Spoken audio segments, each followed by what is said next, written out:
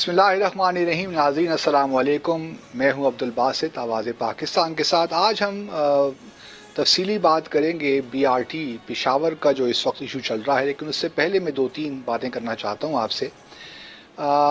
कल हमारे वज़ीर ख़ारजा ने एक प्रेस कॉन्फ्रेंस की मुल्तान में, और बड़ी तवील प्रेस कॉन्फ्रेंस थी, जिसमें उन्होंने ये बताया कि भारत 16 से 20 अप्रैल की तारीख़ में कोई ना कोई मकबूजा जम्मू और कश्मीर में कोई फॉल्स फ्लैग ऑपरेशन कर सकता है और फिर पाकिस्तान के ख़िलाफ़ कोई कार्रवाई भी हो सकती है।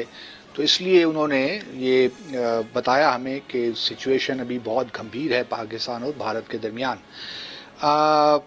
शाह महमूद कुरैशी साहब, हमारे वज़ीर ख़ारजा, हर हफ्ते वीकेंड पे जाते हैं अपने हलक़े में, और ये अच्छी बात है। तमाम जितने भी हमारे पार्लियामेंटेरियंस हैं उनको ये रिवायत कायम करनी चाहिए ताकि वो अपने हलक़ों में जाकर लोगों के मसाइल सुनें, उनके ख़यालात जानने की कोशिश करें।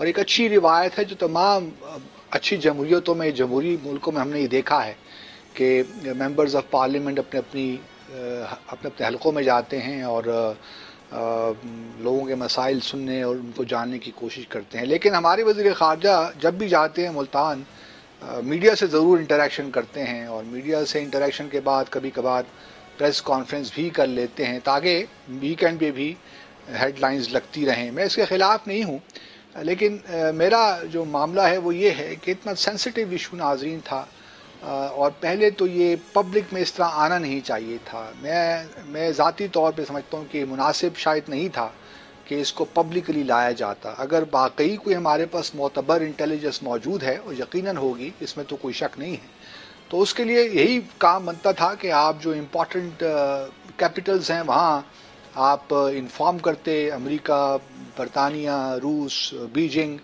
इन सब को एतमाद में लेते, यहाँ भी इस्लामाबाद में भी और अपने सफारत खानों के ज़रिए भी, और फिर जो है भारत को भी इंतबाह करते कि भाई अगर आपने ऐसा कोई काम किया तो उसका नतीजा बड़ा ख़तरनाक निकलेगा।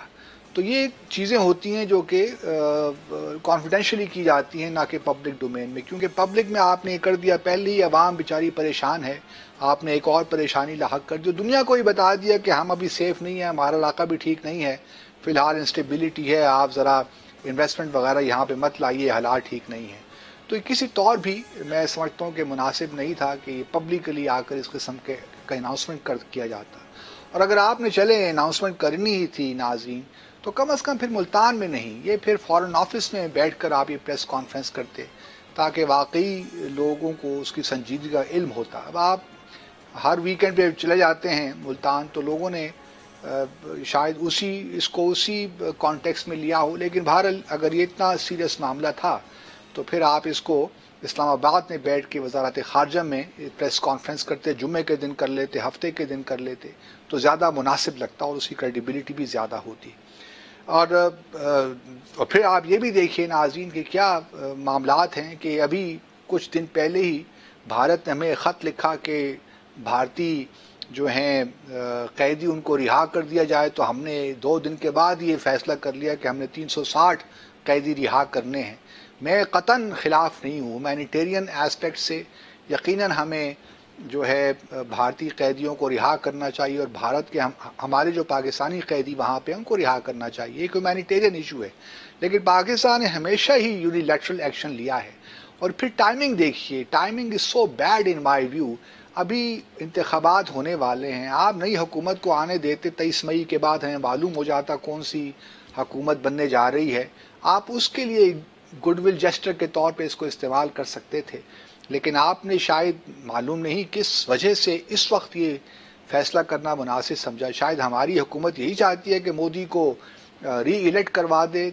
इसी किस्म के अगर यही वाकई यही ऑब्जेक्टिव है कि मोदी की हम पोजीशन को स्ट्रांग करना चाहते हैं, और हमारा ख्याल ये है कि शायद मोदी से हम ज़्यादा अच्छा बिजनेस कर सकते हैं और इलेक्शन के बाद मोदी से मुज़ाकरात ज़्यादा बेहतर तरीके से चल सकते हैं, तो ये सिर्फ खाम ख्याली है, इसके अलावा और कुछ नहीं है।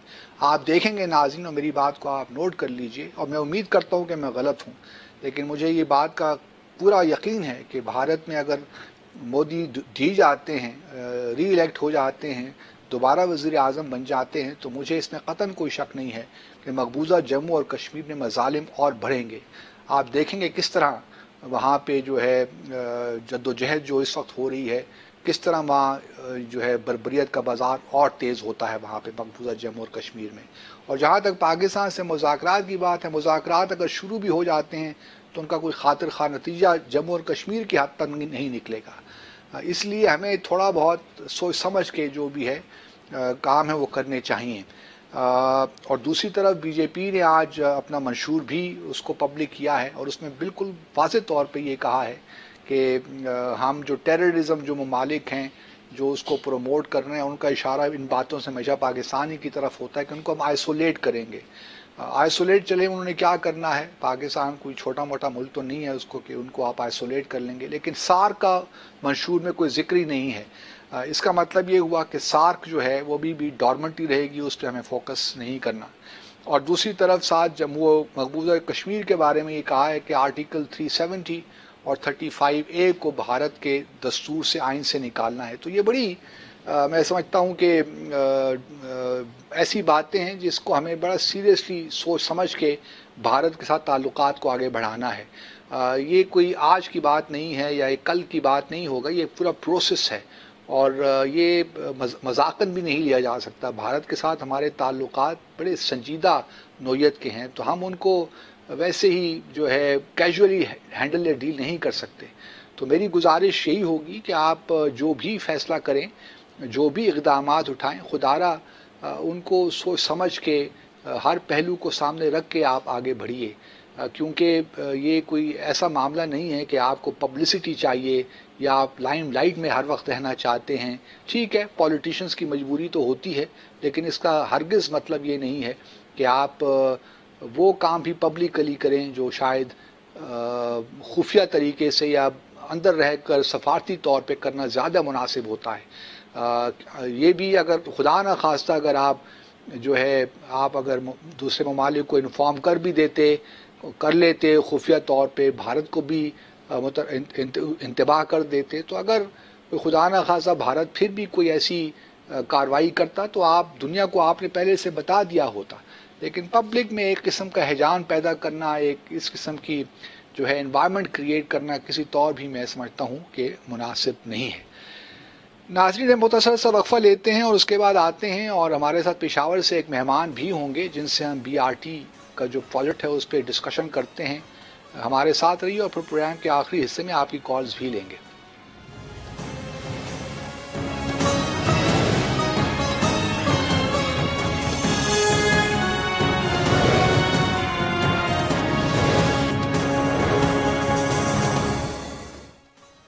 ناظرین آواز پاکستان میں دوبارہ خوش آمدید. میرے ساتھ اسٹوڈیو میں موجود ہیں محترم خالد ایوب صاحب جو کہ چیئرمین ہیں پشاور قومی جرگہ کے، اور ساتھ ساتھ صدر بھی ہیں پشاور تاجر اتحاد کے. ان سے آج ہم BRT سے متعلق بات کریں گے، لیکن اس سے پہلے کہ میں ان سے گفتگو کا سلسلہ شروع کروں، آئیے ذرا ایک ویڈیو کلپ دیکھتے ہیں. کیا ہماری یہ ضرورت ہے یہ میٹرو، یہ اس خاص طور پہ ادھر 1 ارب لگا دیتے یہ ٹریفک ایز ہو جانا تھا. اتنا 50 ارب لگانا جب سکول نہیں چل رہا ہے، برا حال ہے تعلیم کا، ہسپتالوں کا برا حال ہے. انصاف کا نظام دیکھیں تو غریب آدمی ٹھوکریں کھاتا پھر رہا ہے. کیا انسانوں پہ نہیں پیسہ خرچ کرنا چاہیے تھا؟ یہی پیسہ، میں آپ کو یقین کریں، یہی پیسہ اپنے ایگریکلچر پہ لگا دیتے، یہ کسانوں کے لیے یہ پیسہ سہولتیں بہتر کر دیتے. وہ 8 مہینے کے بعد اس کا اتنا فائدہ ہو سکتا تھا اسی انویسٹمنٹ کا کہ اگر آپ اپنے کسانوں پہ سب سے زیادہ اور جلدی اگر آپ نے اس ملک میں روزگار دینا ہے، خوشحالی لے کے آنی ہے، اپنے کسانوں کے اوپر پیسہ لگائیں. جی اپنا ایوب صاحب، پہلے تو بہت شکریہ آپ تشریف لائے. کیا KP میں تمام لوگوں کو تعلیم مل گئی ہے، صحت مل گئی ہے، زراعت ہماری ٹھیک ہو گئی ہے، غربت ختم ہو گئی ہے؟ کیا وہاں پہ BRT کا پروجیکٹ ہم نے پچھلے سال شروع کیا، جو اس سے پچھلے سال سوری ابھی یہ بڑے معذرت کے ساتھ، چونکہ میں الگ طبیعت کا آدمی ہوں، میں پالیٹکس کرتا ہوں لیکن میں پارٹی پالیٹکس نہیں کرتا ہوں. ٹھیک ہے. میں ٹریڈ یونینز کے ریپریزنٹیٹیو اور ریفارمسٹ کے حوالے سے میں اپنی خدمات پیش کرتا ہوں، لیکن میں پارٹی اور سیکٹر وائز اورینٹڈ جو سوچ ہے اس کے بالکل قطعی مخالف ہوں. ٹھیک. ابھی جو جس شخص کا جو ہمارا پرائم منسٹر ہے بدقسمتی سے، چند چیزیں ہیں جب آپ کسی پہ الزام لگاتے ہیں تو اس سے پہلے یہ دیکھنا پڑتا ہے کہ آپ کتنے سچے اور کتنے جھوٹے ہیں. ایک 180 ڈگری پہ یو ٹرن اس کا سائیکو پرابلم ہے. یعنی جو اس کو رہنے دیجیے، آپ بی آر ٹی پہ آئیے. بی آر ٹی کا مسئلہ یہ ہے کہ اس وقت کے پی میں اور مسائل تو موجود ہیں بہت زیادہ. تو آپ کیا سمجھتے ہیں کہ بی آر ٹی کا پروجیکٹ کیوں پرویز خٹک صاحب نے شروع کیا؟ بنیادی طور پر وہ ایک ٹھیکیدار آدمی تھا. اچھا. اور اس نے چونکہ پولیٹیکل پوائنٹ سکورنگ کے لیے اسے یہ مکمل طور پر معلومات حاصل تھی کہ یہ 6 مہینے تو کیا 2 سال میں بھی یہ مکمل نہیں ہو سکتا. اے ڈی بی کے ساتھ انہوں نے جو پروجیکٹ سائن کیا تھا اس میں انہوں نے 2021 تک کا ڈیٹ دیا ہے. یہ اوریجنل جو پی سی کاسٹ کیا تھی، پی سی 1 کیا تھا اس کا؟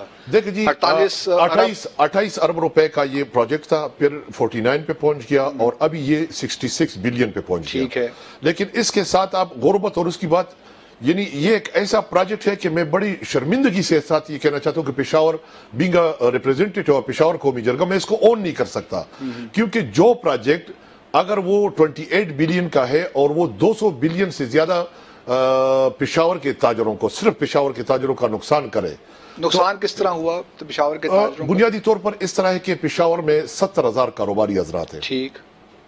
یہ ڈیٹا گورنمنٹ کے پاس نہیں ہے، بلکہ میں ان کو چیلنج بھی کرتا ہوں لیکن کوئی مجھے جواب نہیں دینا. 70,000 بزنسز ہیں اور ایک بزنس پر مہینے کے ساتھ سیل کے حساب سے 1.5 لاکھ روپے نقصان پر مہینہ کرتا ہے، جو کہ 5,000 ڈیلی سیل آتا ہے. 5,000 تو ریڈی بان کا سیل ہو گیا.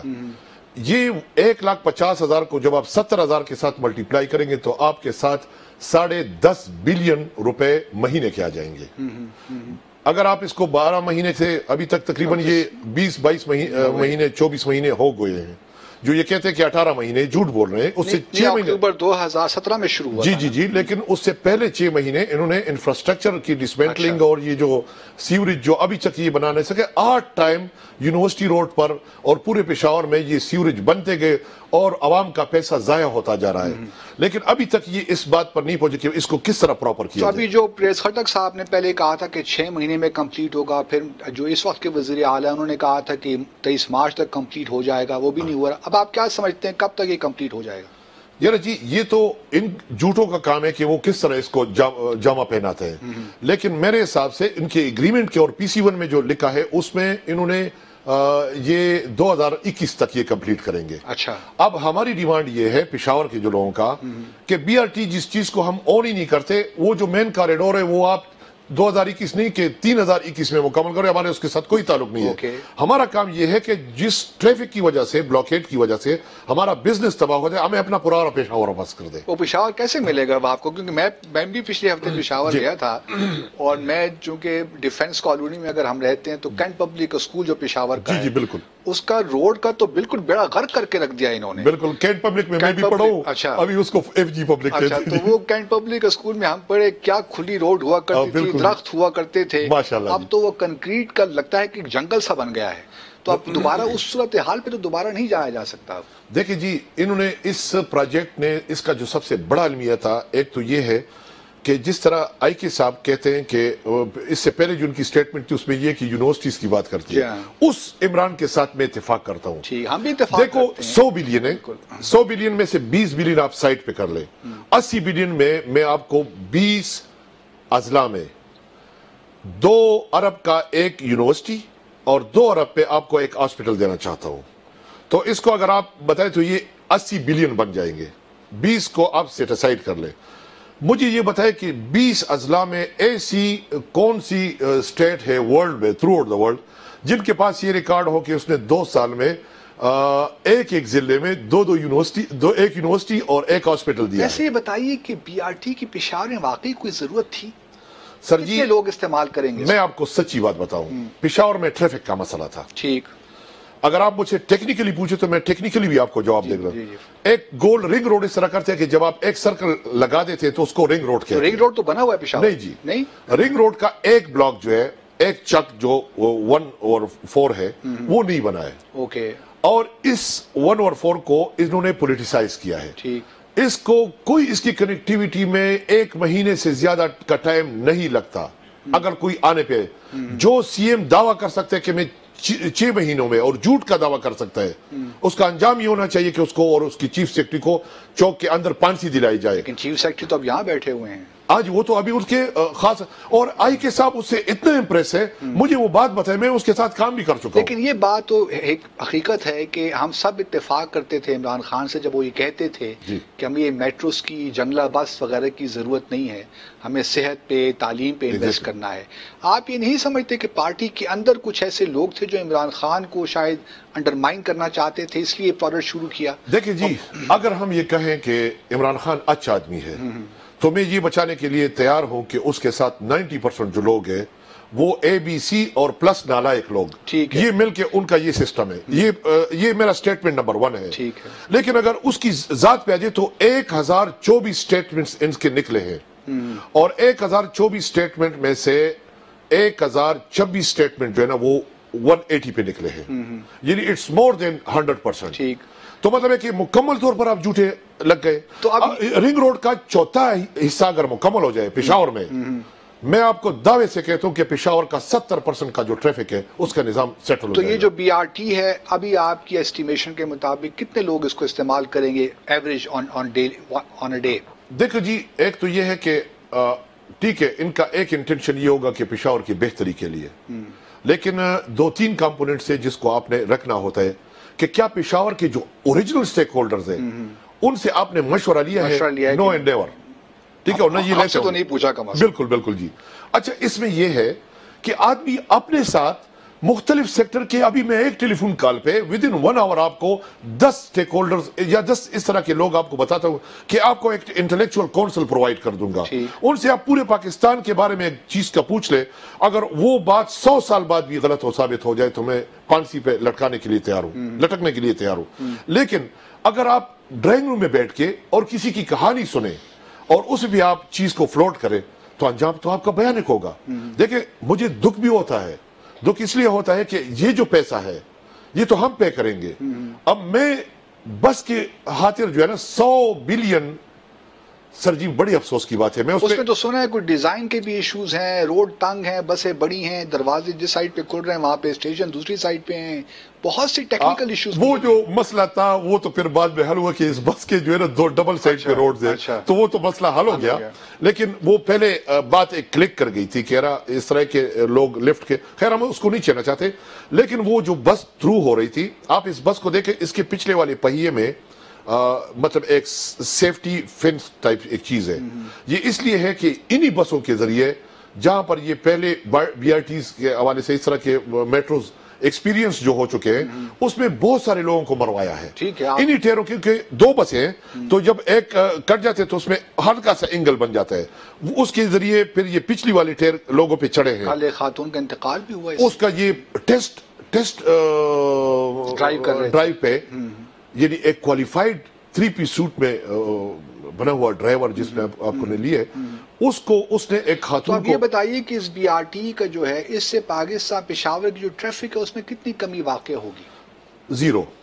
تو پھر یہ مائنس میں جائے گا. 70-80 ارب روپے خرچنے پر ضرورت. دیکھو جی, میں ایک بات بتاؤں, سب سے پہلے ان کے جو انجینئرز ہیں نا, میں ان کو سلوٹ پیش کرتا ہوں کہ نالائکی میں اگر کوئی اس کو 0 نمبر بھی دے تو میں اس پہ بھی اعتراض ہو گیا, بلکہ میں یہ کہتا ہوں کہ مائنس میں دینے چاہیے. تو وہ انسپیکشن رپورٹ جو آئی ہے اس میں کے بعد انہوں نے آفیسرز کو ہٹا دیا نا جی. بالکل نہیں جی, وہ آپ کو اس میں بھی ایک بات بتاؤں, آپ کا ابھی موجودہ جو D G P D A ہے وہ گھر میں فائل سائن کرتے ہیں, اور میں یہ نیب سے بھی کہنا چاہتا ہوں, اور میں یہ آئی کے سے تو انصاف کی توقع نہیں ہے, تو میں چیف جسٹس سے میں مطالبہ کرتا ہوں کہ ان کے ڈیٹ اور ٹائم اور جو ان کے فائلز ہیں اس کے سائن میں آپ دیکھ لیں, اس کی سائن اور ڈیٹ جو ہے نا آپ کو اس کے شفٹنگ کے بعد بھی آپ کو نظر آئیں گے, بلکہ کل کے ڈیٹ اور آج کے ڈیٹ میں بھی بہت ساری چیزیں. آج آپ نے دیکھا ہوگا پشاور میں ان کی ابھی اپنے لوگوں نے جو ہے نا تنخواہوں کے حوالے سے مزدوروں کو 4 مہینے سے تنخواہ نہیں مل رہی ہے. بالکل. تو یہ اس کی ایل پلاننگ کا جو مسئلہ ہے. اچھا, ان کو جو چیزیں ملی ہے اس میں مثال کے طور پر یہ PC1 جو بنا رہے تھے, جو بعد میں بنایا ہے انہوں نے اس میں جو بیوقیوز تھے اس کے حوالے سے میں یہ بات کرنا چاہتا ہوں کہ انہوں نے کیا کیا ہے, اپنے رشتہ داروں کو بنا. مثال کے طور پر ایک بھائی ہے, اس کی ایلومینیم کا کاروبار ہے, اور اس کو اس نے پروجیکٹ یا ٹیکہ دیا ہوا ہے, تو وہ اگر 10 کا ٹیکہ ہے, فنس کی بات میں آپ کو کرتا ہوں, 32,000 روپے ایک رننگ میٹر پہ فنس کا خرچ آ رہا تھا. उस खर्चे को घटाते घटाते ये 16,000 पे अभी ला चुके हैं। इसका मतलब है कि 32,000 पे आपने इसको क्यों रिकमेंड किया था? इसका मतलब है कि आप इसमें 100% करप्शन करना चाहते हैं। और अगर उसी में मैं आपको एहसान कर दूं कि भाई एल्युमिनियम और लकड़ का रेट जो है वो है मिसाल के तौर पर 5 रुपए स्क्वायर फुट, और जो एल्युमिनियम है वो 5 रुपए पे बन रहे हैं, लेकिन मैंने 15 रुपए दे दिया। तो 5 रुपए लकड़ वाले पे मैंने अपना आपसे ठेका ले लिया और बाद में उसको डिलीट कर दिया कि नहीं जी हमने तो डिजाइन में चेंजेस कर दी, अब हम एल्युमिनियम का लगाना चाहते हैं। अब एल्युमिनियम को आप लगाएंगे तो वो 3-4 टाइम्स ज्यादा, यानी 300-400% ज्यादा। तो इसमें तो आ गया कि 100% से अबाउट तो आप करप्शन कर रहे हैं। तो अब इससे ये बात तो वाज़ेह हो गई कि पीटीआई ने एक ही मेगा प्रोजेक्ट हमें पेशावर में शुरू किया, लेकिन वो भी उसमें बुरी तरह फिलहाल तो नाकाम, बहुत बुरी तरह। जी बिल्कुल। तो इनसे हम क्या तवक्कुआत रख सकते हैं कि वफाक में जब अब इनकी हुकूमत है तो कुछ बेहतरी की तवक्कुआ रखते हैं आप? इनसे फेडरल मैटर्स पे अगर आप आ जाए, देखो मैं अभी एक झूठ आपको बता रहा हूँ। इसी ने बिजली और सुई गैस के बिल्कुल जलाया था कि आवाम के साथ जुल्म हो रहा है, और इसी पे आप परसेंटेज देखें कि जब से ये आया है तो 1200% गैस। इनकी स्टेटमेंट भी गलत है कि 80% और 40%। मैं ये बताना चाहता हूं कि अगर किसी का बिल 2,000 रुपए आ रहा है तो उसका 100% 4,000 बनता है, उसका 200% जो है ना वो 6,000 बनता है। इसी तरह आप जाते जाए तो अगर वो बिल आपको 32,000 की शक्ल में मिल जाए, मुझे मिला है, मेरा पूरा डेटा मैं आपको बता दूंगा, मेरे 400, 800, 700, 1200 रुपए बिल आ रहे हैं और अचानक 28,000 रुपए और 32,000 और 33,000 रुपए बिल आ रहे हैं। चलें ये यूसुफ गुफ्तगू का सिलसिला जारी रखते हैं। नाज़रीन, हमारे फाइनेंस मिनिस्टर आजकल वाशिंगटन में हैं और IMF के साथ एक पैकेज के नेगोशिएशंस हो रही हैं। 5 तारीख को 5 अप्रैल को वहाँ के 2 कांग्रेसमैन हैं, उन्होंने सेक्रेटरी पोम्पियो को खत लिखा है एक, और उसमें ये कहा है कि ये IMF की जो पैकेज है पाकिस्तान के लिए इसको ना होने दें, क्योंकि पाकिस्तान जो है चाइना की ग्रिप में है और ये हमारे इंटरेस्ट में नहीं है कि IMF का पैकेज पाकिस्तान के लिए जाए, इसको अप्रूवल मिले। तो ये भी है, एक इंडियन लॉबी काम कर रही है वाशिंगटन में। लेट्स सी कि किस तरह ये मामलात आगे चलते हैं। एक मुख्तसर सा वक्फा लेते हैं नाज़रीन। अयूब साहब हमारे साथ ही तशरीफ़ रखते हैं, आप अगर कोई कॉल करना चाहें तो मोस्ट वेलकम, हमारे साथ रहिए।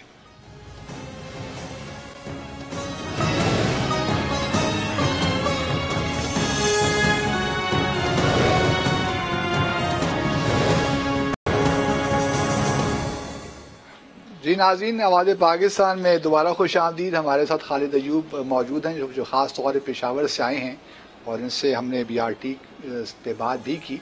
हमारे साथ एक कॉलर हैं। हेलो जी, वालेकुम अस्सलाम। कौन साहिबा? परवीन साहिबा। जी जी जी, मैं लाहौर से बोल रही हूँ। आज तो बासी साहब मैं तो आपको सलूट करती हूँ, क्लैपिंग करूंगी। वो क्यों? आपने मेरे दिल की बातें सारी कह दी। अच्छा चले, जो मेरे दिल में थी ना वो मैंने नहीं की, अयूब साहब ने कही है सारी बातें। आपने भी, और ये खालिद साहब बैठे हैं ना, इन्होंने तो ये फवाद चौधरी कहाँ गया, फैजुल हसन चौहान कहाँ गया, शेख रशीद कहाँ गया, डूब मरे किसी गड्ढे में जा गए। नहीं ऐसी इतनी बातें सुन के इन्हें शर्म नहीं आती। दावेदार इतने बनते हैं और बकवासें करते। कल कह रहे वो हम शहबाज तो चूहे के बिल में घुसा बैठा, तुम जाके बैठो चूहे के बिल में। देखिए अब इमरान खान साहब ने इंडिया के बंदे भेज दिए, वापस भेज दिए। हर वक्त वो इंडिया का ही तस्करा टीवी पे चल रहा है। इंडिया वालों की भी कभी खबरें हमें पाकिस्तान में पता चलती है? ये हर बात वहाँ पे पहुँचा देते हैं, उन्हें पता चलेगी तो डर हो गए। ऊपर से शो करते हैं कि तो मुंह तोड़ के जवाब देंगे। तुम्हारी जरूरत है कि तुम ये बताइए कि लाहौर में जो आपकी ऑरेंज ये ट्रेन है ये कैसी चल रही है? ठीक ठाक हो गया? Orange train? आप तो मजाक उड़ा रहे। नहीं मैं मजाक नहीं उड़ा, तो मजाक उड़ा रहे हो। तो ये तो भी भूल गए। अच्छा तो ये इनको नवाज शरीफ, शहबाज शरीफ, हमजा शहबाज और जरदारी और सैयार तालपुर से फुर्सत मिलेगी तो उधर जाएंगे। इनका वहीं दिन निकलता है, वहीं रात होती है। चले अल्लाह अपना खैर करे। थैंक यू परवीन साहब, very kind of you to have called अस। अच्छा ये बताइए अयूब साहब कि अब ये ठीक है, अब हमें मालूम नहीं है कि ये कब मुकम्मल होगा ये प्रोजेक्ट, لیکن اب ہماری خواہش تو یہی ہے کہ پروجیکٹ جلد از جلد مکمل ہو. جو تاجر برادری کو جو مسائل ہیں ان کے کاروبار اس سے متاثر ہو رہے ہیں یہ وہ صورتحال ختم ہو جائے.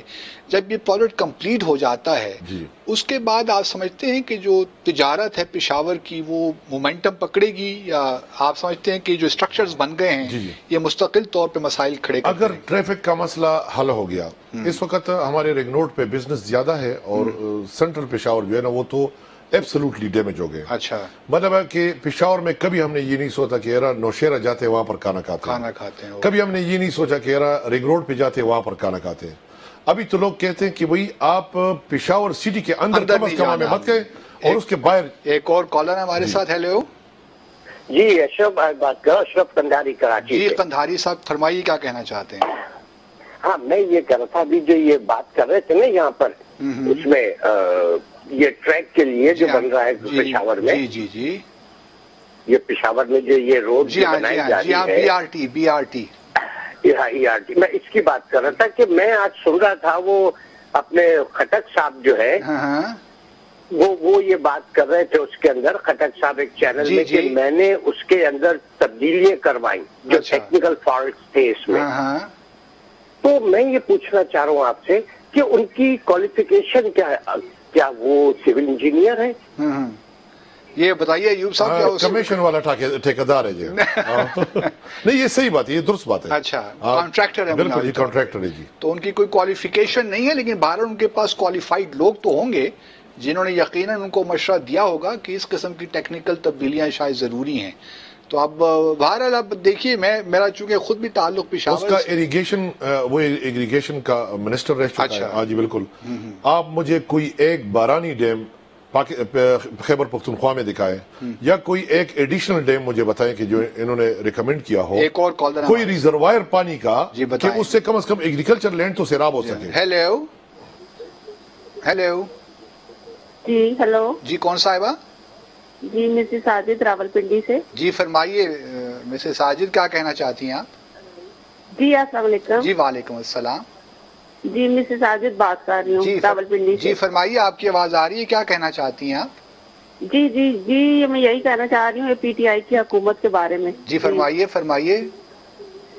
جی یہی کہنا چاہ رہی ہوں کہ یہ جن منصوبوں پہ تنقید کرتے ہیں کہ میٹرو منصوبہ نہیں اچھا یا دوسرا اورنگ ٹرین نہیں اچھا, ہم لوگوں کو جتنی سہولت ہے ہم اس بارے میں نا بہت ہی خوش ہیں. نواز شریف اور شہباز شریف نے جو بھی کام کیے ہیں.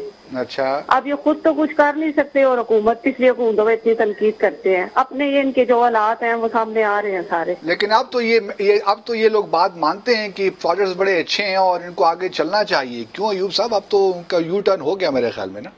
نہیں, یہ تو اندرونی بات یہ ہے کہ وہ یہ کہتے ہیں کہ ہم اس کو وائنڈ اپ کر سکتے ہیں اس پروجیکٹ کو, یعنی اس حد تک یہ کہنے سے یہ اندرونی بات ہے. ایسی اچھا نہیں ہوگا اس کو ختم ہی کر دیں تو.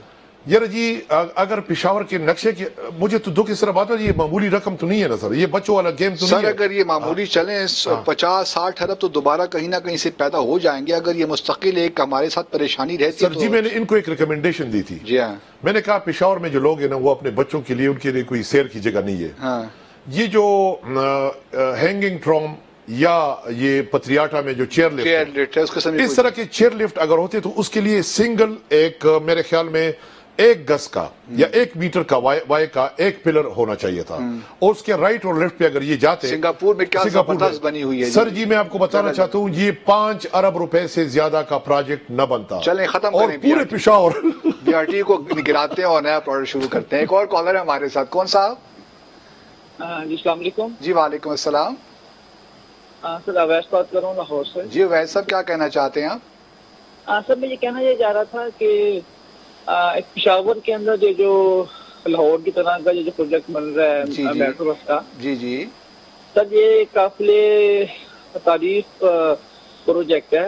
اسے یقیناً کوئٹہ میں بھی بننا چاہیے اور پاکستان کے سبھی بڑے شہروں میں بننا چاہیے. ایک سر ریکویسٹ یہ ہے کہ ہمیشہ سر یہ ترقیاتی جو منصوبے ہوتے ہیں یہ سر جی تنازعہ اور دوسرا سر جی یہ کرپشن اور اس طرح غفلت کا سر شکار کیوں ہو جاتے ہیں سر؟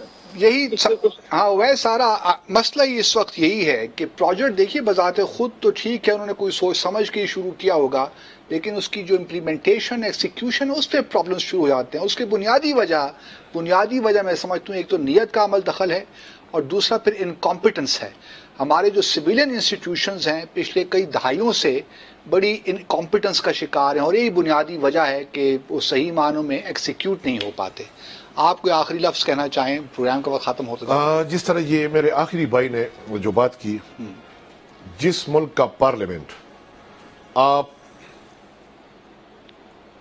20-30 ارب روپے میں خرید سکتے ہیں، ان کے ذیلی بیوروکریسی اور ان کی سوچ پہ بننے والے پاکستان کا مستقبل آپ تباہی تو دے سکتے، لیکن مطلب ہے کہ اس کو آسودہ حال نہیں دے سکتے. اس کے لیے ایک ایسی چینج آپ ہر ادارے سے ایک بندہ لے لیں اور اس کا ایک کونسل بنوا لیں، اور ڈسٹرکٹ وائز بنا دے، پروونس وائز بنا دے اور نیشنل وائز بنا دے، اور اس میں کسی کی تنخواہ مقرر نہ کر دے، اور اس میں کسی کا کمیشن اور ان چیزوں پہ چیک اینڈ بیلنس ہونا چاہیے، تاکہ وہ پتہ چلے کہ پاکستان میں اس کونسل کو ہم نے کریکٹرز دیے ہیں.